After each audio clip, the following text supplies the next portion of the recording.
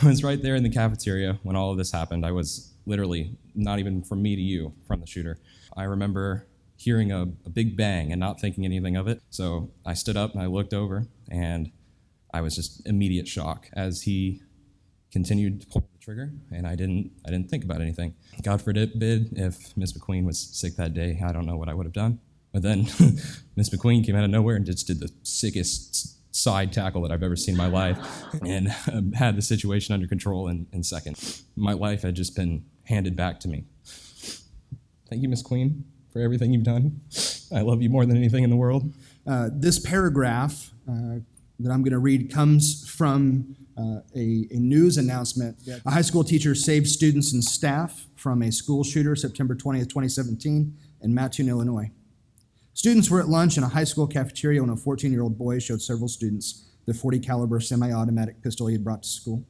One student informed teacher Angela Lynn McQueen, 40 of Mattoon, and as she approached, the boy began to fire the gun toward other students. McQueen lunged for the gun and forced the assailant's hand upward toward the ceiling as he continued to fire.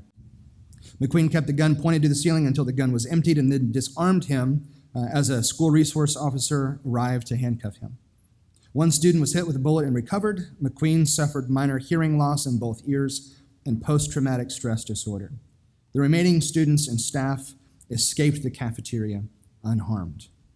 So, ladies and gentlemen, will you join me in honoring one of 2019's recipients of the Carnegie Hero Medal, Angie McQueen.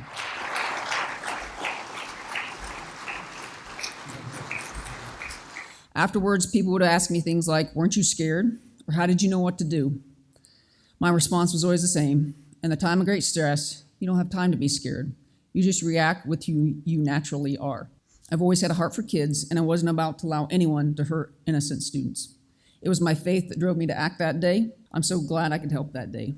Like Daryl Dixon says, you can't do anything without people anymore. I've been one of your people since day one, and know that I will always be here for those that need help dealing with what they've experienced.